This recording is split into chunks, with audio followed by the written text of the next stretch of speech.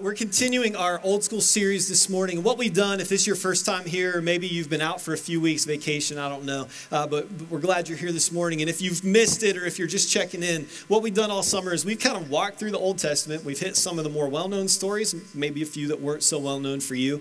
And we're just kind of tracking with God's people through the Old Testament. And again, we say this every single week, but we just want you to see that from the beginning of time, it's always been about Jesus. It's always been about the fact that we have a God who loves us and has always said, look, my purpose is to do whatever it takes to draw you close to me. And so this morning, we're going to continue in that by looking at the story of a woman named Ruth. If you have a Bible with you, I'd love for you to open up to the book of Ruth. We're going to be in chapter 2. Ruth is a tiny little 4-chapter book. It's about 200 pages or so into the Bible. It's found in the Old Testament.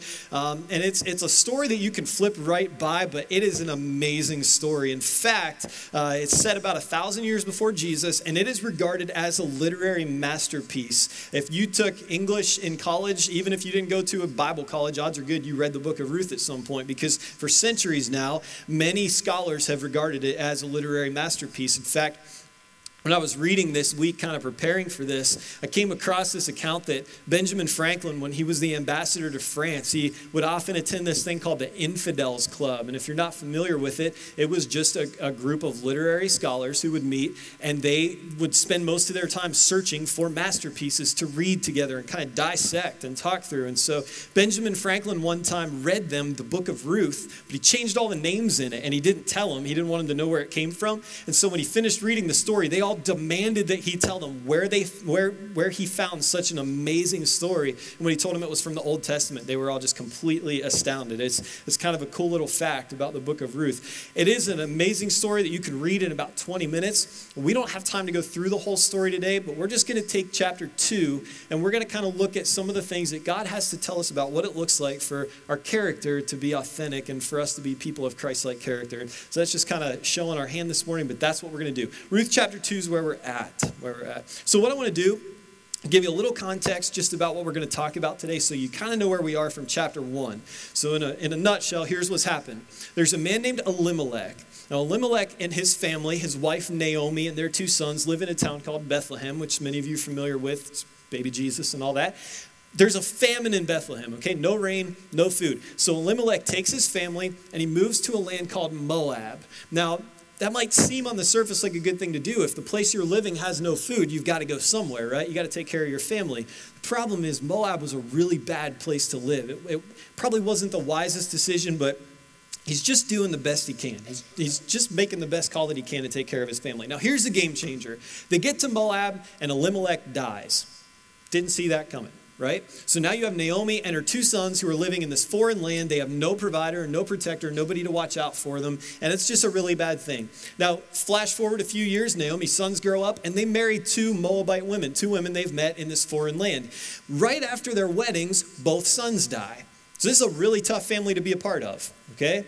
Not great. So now you have Naomi, who's a widow. Again, no provider, no protector, living in this foreign land. You have her 2 daughters-in-law who are now living with her. They have no husband, nobody to watch out for them. And in this culture, that's kind of a death sentence. That's not a good thing. So as time goes on, Naomi hears that the famine in Bethlehem has ended and that it's starting to rain and crops are growing, and she decides she's going to go home. So on the way there, she tells her 2 daughters-in-law, listen, you don't have to come with me. I release you. You're free to go. You're young. You'll meet new husbands. Go back to your families. You're free. You have no commitment to me. Okay? And one of them does. But the other daughter-in-law says, no, nothing is going to separate me from you. I'll go where you go. We're family now. Your people will be my people. Your God will be my God. And that daughter-in-law's name was Ruth. So Ruth and Naomi go back to Bethlehem. And when they get there, the local people kind of look at them like traitors. You know, they're looking at Naomi going, hey, when times got tough, you took off. Now it's raining, the food's back, and you come back, and you bring this foreign girl with you. That's not cool. So where we pick up the story in chapter 2, verse 1, Naomi's just kind of done. She's just over it, right? She's done. Her husband died, her sons died, her life's a mess. And she even says, don't call me Naomi anymore. I'm changing my name. Call me Mara. Mara means bitter. She says, call me Mara. I don't want to be Naomi. I'm going to be bitter because I am, right? And who can blame her?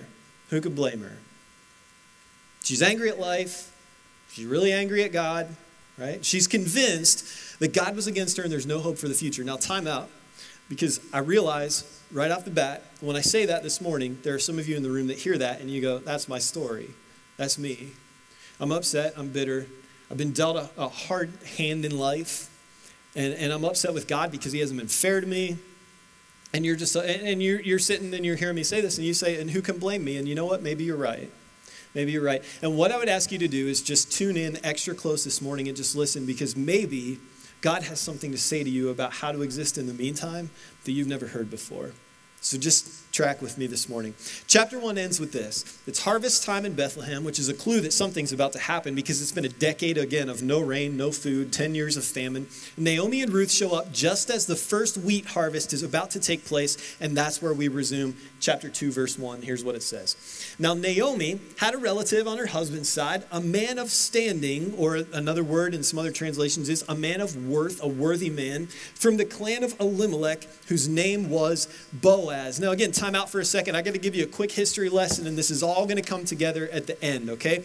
Jesus grew up about 2,000 years ago, but he didn't grow up in a suburban culture like we did. He grew up in a tribal village in the middle of nowhere, and that village was made up of his people, his family, relatives, his clan, under a culture and a religion that was based on blood sacrifice. Now that means this. The religious law stated that the price or the cost of a crime or a sin, if you did something wrong, the cost of that had to be paid with blood. Right? Like in the religious system, if you sinned against God, you had to offer the life of an animal. So if you're like, I broke one of the 10 commandments, well, you have to sacrifice a cow, or you have to sacrifice a goat, or you have to sacrifice a sheep. That's why when you read the Bible, there were sheep everywhere. A lot of sinners. That's just how it worked. Think about this. How many sheep would it take just to cover this room? Because I know some of you and you know me. The answer is flocks and flocks, okay? Lots of sheep. If you sinned against another person and caused them to bleed, they'd look at you and they'd say, I want blood. Or if somebody sinned against you, you would have the legal right to look at them and say, I'm going to take blood from you. The entire system, the entire society was based on that. And on a family level, bloodlines were everything. Okay, and here's what I mean. Jesus grew up in a patriarchal society. In other words, you had grandfathers and fathers and sons and on and on and on. And that's how things were passed down. But even though it seemingly is all about the men, really it fell on the women, because in that culture, a man's worth had nothing to do with how much money he had in the bank, had nothing to do with how many sheep he had in the field. His worth was determined on how many sons he was able to father to ensure that his bloodline would continue on years after he was gone. And it was so important that if a man died before he was able to father a son to continue on his name, to continue on his bloodline, the religious tribal law just required the closest male relative to step in and to take his widow as his wife and to father a son in his name. So if my brother dies before he's able to father a son, then I take my sister-in-law as my wife and I father a son in his name so that his name can continue on. That's how the system worked, right? A man steps in to ensure that his relative's bloodline continues on, and that man is called a, are you ready? Redeemer. Called a redeemer. Or in this situation, in the book of Ruth, he's called a kinsman redeemer, a family redeemer. Now, if you're a note taker, this is important. Write this down. The kinsman redeemer's responsibility was to protect the interests of his extended family, and that kind of showed itself in a number of ways. For example, let's say that you're a landowner and you have a debt that you can't repay, and so you think, I'm going to sell my land, get the money, pay the debt to get this guy off my back. That's where the kinsman redeemer would step in, and he would say, okay, I'm going to buy the land so that we can keep it in the family, because odds are someday you're going to have sons and they're going to need your land. Or it might look like this. You have a personal debt you can't repay, and so you sell yourself into slavery. That was very common in this day, that the way you would repay a debt is to sell yourself into slavery. And so the kinsman redeemer would step in and would purchase you and bring you back into the family, right? So crazy Uncle Fred runs up the credit card bill and can't pay it, gets himself into trouble. The kinsman redeemer steps in, goes, buys Uncle Fred, and he's back in the family. That's how the kinsman redeemer system worked. All right. The third thing was this. If an enemy killed you, or you're otherwise killed in any way, shape, or form, you're murdered, the kinsman redeemer does not sleep and does not rest until your death is avenged. That's what the kinsman redeemer did. Now you might hear that and you might think, well, that's pretty barbaric, and I agree to a point, but that's the world Jesus grew up in. And remember that the book of Ruth is based 1,000 years before Jesus, so it's even more primitive. It's even earlier than that. But the truth we find in the book of Ruth And the truth in Jesus' day and the truth today is this, that the wages of sin, according to the book of Romans, the wages of sin is still what? Death. The wages of sin is still death. If there's sin, there's got to be blood. And our only hope of being bought out of slavery to sin is if maybe, cross your fingers, a redeemer steps up and pays your cost, blood, in order for us to be bought out of slavery and back into the family. Are you connecting the dots here? Now, I'll be honest with you. I told you earlier, Ruth's a very short book. It's 4 chapters, and if you're not careful, you'll flip right past. But it's an incredible story. And if you were to go home today, and if you took 20 minutes and read the book of Ruth, what you would not find in there anywhere is the name of Jesus. Except that if you read the book of Ruth with the understanding of what I just told you, what you'll see is that he is in every paragraph, in every sentence, in every line. He's everywhere across the book of Ruth. And so what we want to do today, for just a few minutes, we're going to take a look at the 2 main characters. We have Ruth and we have Boaz. We're going to look at them. And what I want you to see this morning is the kind of man Boaz was and the kind of woman Ruth was. And hopefully through that, you get an idea, you get a picture of the kind of Redeemer that Jesus is and wants to be for you and for me. So let's pick this back up. We'll start over at verse 1, and we'll continue on from there, and we'll go through this really quickly. Now, Naomi had a relative on her husband's side, a man of standing from the clan of Elimelech. Again, that's Naomi's husband, whose name was Boaz. And Ruth, the Moabite, said to Naomi, her mother-in-law, "Let me go to the fields and pick up the leftover grain behind anyone in whose eyes I find favor." Naomi said to her, "Go ahead, my daughter." So she went out, entered a field, and began to glean behind the harvesters. As it turned out, she was working in a field belonging to Boaz, who was from the clan of Elimelech. Now, Ruth has no idea who Boaz is. She has no idea that there's any kind of relation there. See, as we read the Bible, we have to remember the context that we have. We're able now to look back at this 3,000 years later. We can see Ruth's story and we can go, Ruth, don't worry about it. I know the last decade's really been tough, but it's all going to work out in the end because you're going to meet Boaz and you guys are going to fall in love and you're going to have babies and babies and babies and babies. And eventually Jesus comes and he dies for me and I'm saved. So it's all good. Deal with it. Right? That's the context we get. But what you need to do is you need to find a way to put yourself in Naomi's shoes. Find a way to put yourself in Ruth's shoes. And some of you can do that this morning because all you can see is the last year. Or all you can see is the last 5 years.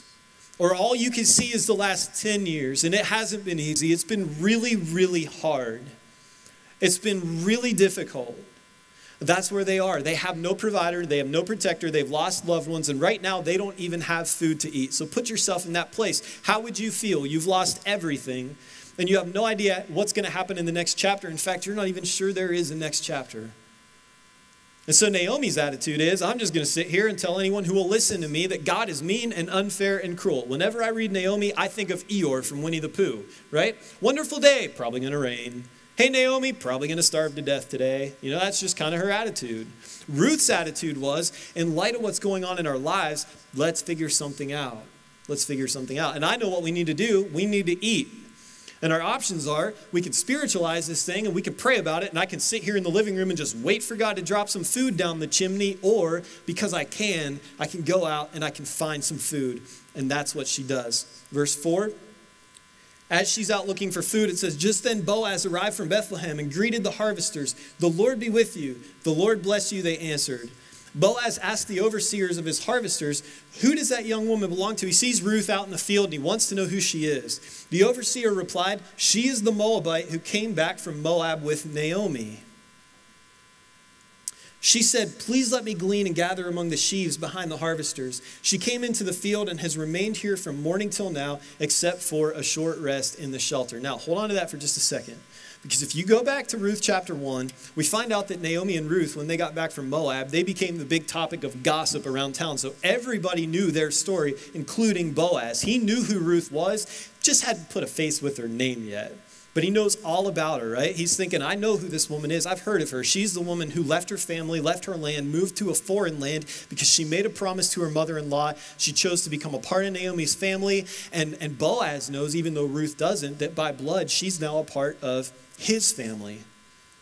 And so Boaz shows up in his field and he starts putting things together. That's the woman who had a really hard life and she could be bitter right now and nobody would blame her, but she's not. Look at her. She's out here working really hard. Or that's the woman who could have quit, but she didn't. Or that's the woman who made a promise to her mother-in-law and she kept it. She did the right thing even when it wasn't the easy thing to do. Or that's the woman who asked permission to come in my field and gather some grain, even though she could have snuck in later and stolen it or just lied about it. That's the woman who's tough. That's the woman who's a hard worker. That's the woman who provides for her family. That's a good woman. And Boaz wants to find out more about her. So he walks over to her. Okay, verse 8. Boaz said to Ruth, my daughter, listen to me. Don't go and glean in another field and don't go away from here. Stay here with the women who work for me. Watch the field where the men are harvesting and follow along after the women. I've told the men not to lay a hand on you. And whenever you're thirsty, go and get a drink from the water jars that the men have filled. Now, hang on for a second. Okay, time out. Let's figure out what kind of man Boaz is. Okay, we know he's a farmer by trade. He's a wheat farmer. And what's been going on for the last 10 years? A famine. No rain, no food means no income for a wheat farmer. Okay, but now it's rained and the crops are growing and some money's starting to come his way. It's harvest time. So again, put yourself in this story. If you've been broke for 10 years, nothing, no income, no food, nothing coming your direction, what would you do in that circumstance? I know what I would do. I would be hoarding it all. I'd be storing it up. I'd be saving it all up, right? I would want to make sure that no famine like that ever hit my family again. I would make sure we didn't miss a single grain of wheat. I would want it all for myself just in case. After 10 years of nothing, very few people are going to be willing to share in that circumstance. Here's what this reminded me of as I was reading this week. I can remember talking to my great-grandparents and to them telling me about being young and growing up through the Great Depression and how awful things were. And I've heard stories and stories about people who came out on the other side of that and they lived as if they were in poverty until they passed away, and then their relatives are going through their house and they find thousands upon thousands of dollars tucked away in every corner of the house. Maybe you've heard things like that. They stored it all up just in case. That's how I would be in this circumstance. I wouldn't want to share. I would want to save it all just in case another famine came. But Boaz decides to share. And the reason is because he was a man of faith. If you go all the way back to the book of Leviticus, then what you see is that when God commanded his people, when he's given the law, he said, look, when you go out to harvest your fields, drop some. Intentionally, leave some behind, drop some, so that when the marginalized in society, so that when those who have a need in society, they can follow behind you, especially the orphans and the widows and foreigners, and they can have something to eat. They can have some dignity. That was a part of their religious law. So the first thing that we know about Boaz was this. He was a generous man. He was generous. He shared his possessions with those in need. And his decisions were driven by his faith, whether it was famine or whether there was plenty. So he was a faithful man because we see that his faith drives his life. Maybe Boaz looked back at the last 10 years and he remembered how hard it was. He remembered the struggles that he had gone through. And now he sees Ruth out in his field and he thinks, I know what that's like. Not on my watch. I'm going to make sure she's taken care of. I'm going to make sure she has what she needs. Maybe that's what he thinks. Have you ever gone through something like that? You ever gone through a time in your life that was just really difficult and you thought, you know what, when I see somebody who feels like I felt, or when I see somebody who has a need that I had, I'm going to help them, or I'm going to help take care of them, or I'm going to make sure they're okay. Or worse, have you ever gone through a time in your life where you needed somebody to take care of you like that and they didn't? And maybe you made a vow before God. You said, God, if you get me through this, God, if I come out on the other side of this, then when I see somebody who's where I am right now, I'm going to do something about it. Maybe that's where Boaz was. If you go back to verse 1, it tells us again that Boaz was a worthy man. That translates from the book of Hebrews, that translates in the original language as a mighty man of worth. And that doesn't have anything to do with monetary worth, okay? It doesn't have anything to do with money in the bank. What it means is Boaz was a brave man. He was a courageous man. He was a man with God-provided strength who had a good name. He was influential in the community. He was a good man. And let me just say this, men in the room right now. We need more men like that. Okay, we have families who need fathers like that. We have children in classrooms back here who need some men to step up and teach. We need men like that. The church needs leaders like that. Society needs men like that. And guys, let me just say this. I know this is a strong statement. Don't email me. I won't read it. Okay? If you are not striving to be that kind of man, you're wimping out. You can clap for that. That's the kind of man God calls us to be. And if you call yourself a follower of Jesus and that's not the character you're striving to have, it's time to man up. When Boaz tells Ruth she can gather all the grain that she wants, he tells her he's instructed his men not to lay a hand on her. That's significant because in that day it was common for widows to go into the fields and gather grain, right? In that day that was nothing uncommon. But what was common is the men would let them do it, but it came with a cost. We're going to go to the barn first. And the men would rape the women. And so what we see in this, when Boaz tells the men not to lay a hand on Ruth, is that he's a protector. He's a provider. And what that looks like is this. A protector and a provider, a man who protects and provides, is a loving man. When you protect and you provide, you're a loving person. Okay? And he's just met a woman who's defined like this. Ruth is pleasant. I mean, she could be bitter and nobody would blame her. But she's not. She's pleasant. She has integrity. She doesn't lie. She doesn't steal. She's polite. She's tough. She's a hard worker. She does whatever she has to do to take care of her family, her mother-in-law, and herself. And so here's where we are in case you dozed off. Okay? A really good man meets a really good woman, and that's a really good deal. So back to the story. Let's look at verse 10. It says, at this, she bowed down with her face to the ground, and she asked him, why have I found such favor in your eyes that you notice me, a foreigner? In other words, what are you doing? I didn't come here with any expectation of being noticed. I shouldn't even be here. I'm a foreigner. This isn't what I was looking for. I'm just trying to do the right thing. And she's not saying, no, don't give me any food. Like, it's nothing like that. She's just saying, hey, I just met you, and I think you just saved my life. What are you? What are you doing? I've never met a man like you. I don't have a category for a man like you. Why have you treated me like this? I didn't see this coming. Boaz replied, I've been told all about what you've done for your mother-in-law since the death of your husband, how you left your father and mother in your homeland and came to live with a people you did not know before. May the Lord repay you for what you've done. May you be richly rewarded by the Lord, the God of Israel, under whose wings you have come to take refuge. So here's something else we learned about the kind of woman Ruth is. She's a faithful woman. She's faithful. How do we know that? Well, earlier in chapter 1, Ruth told Naomi, I'm going to stick with you. Nothing's going to separate us. Your people will be my people. Your God will be my God. Boaz just met Ruth in this field, but he's already called it out in her. He's already said, I can tell by your actions. I can tell by your character. I can tell by the way that you're caring for your mother-in-law that the God of Israel is your God. Like I can tell because you're out here and you are trusting him. You're, as he says, under whose wings you've come to take refuge.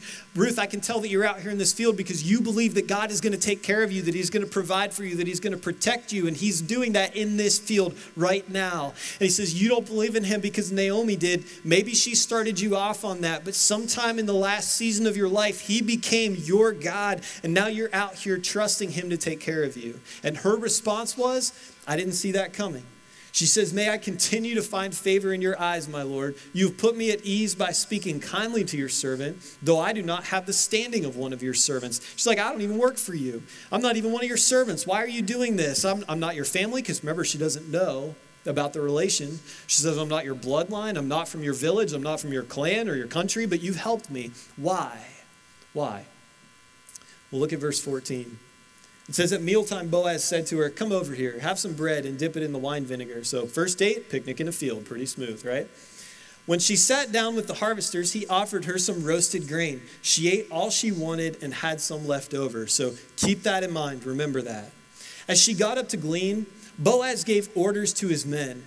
Let her gather among the sheaves and don't reprimand her. Even pull some stalks for her from the bundles and leave them for her to pick up. And don't rebuke her. So in other words, drop some good stuff in front of her. You know what I mean? Oh, here comes Ruth. Drop some grain, right? Some of you single guys need to write this down. That's a good idea. I'm going to drop some wheat in front of my girlfriend.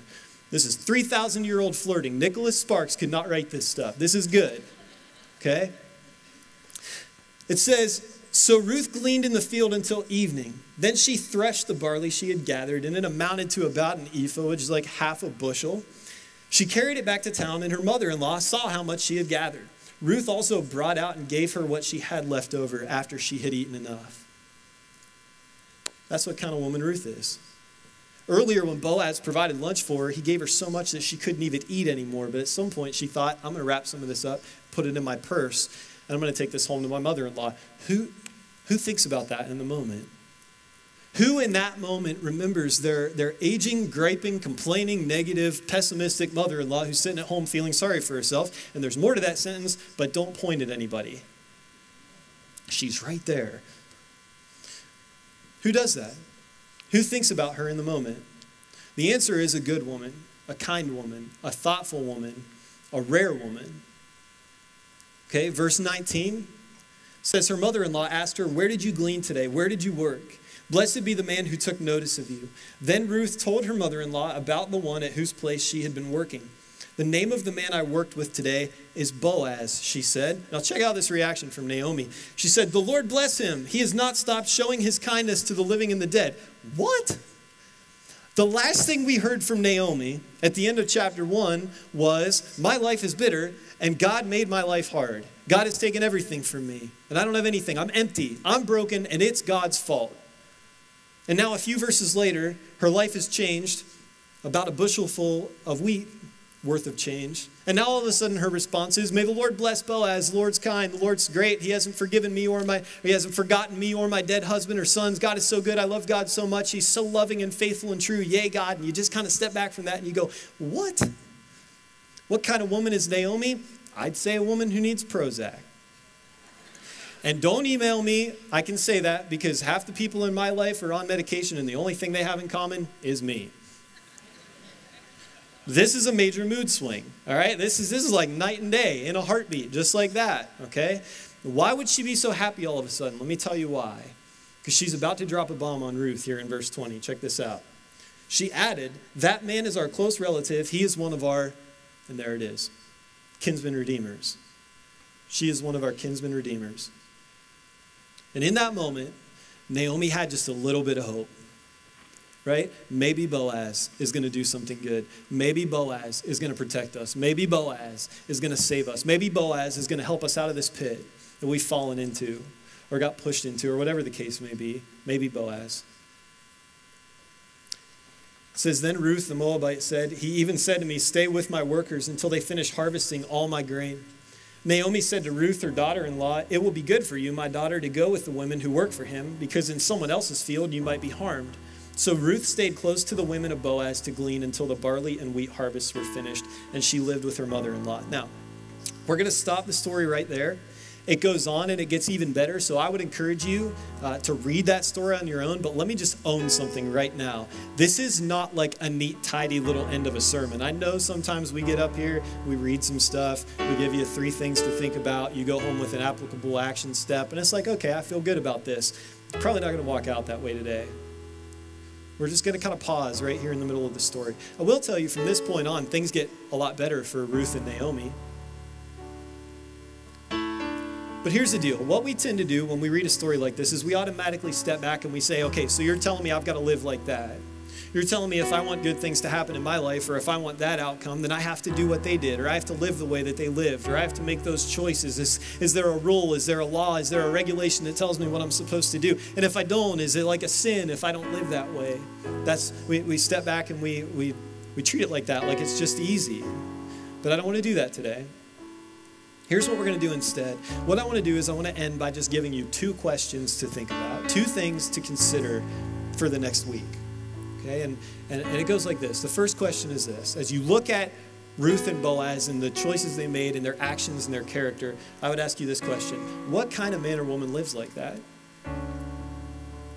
What kind of man or woman lives like that? When you look at the words that describe them, words like brave and courageous and faithful and generous and worthy and provider and protector and loving and integrity and all these different words that describe their character, and you see it play out in their actions as they do the right thing, then ask yourself the question, what kind of a man or woman lives like that? And then ask yourself this question, what kind of a man or woman are you?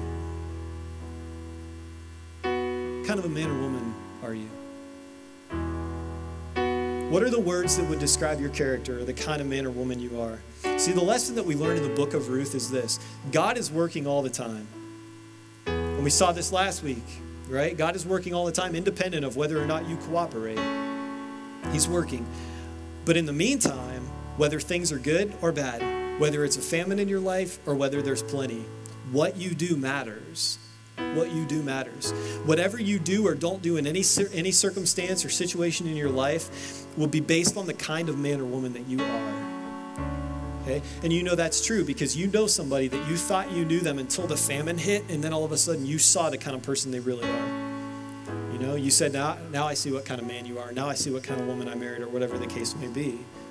I've heard this said before. If you're taking notes, I'd love for you to write this down.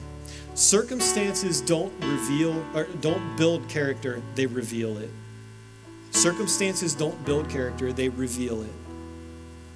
And so my question to you is this: what do the circumstances in your life reveal about you?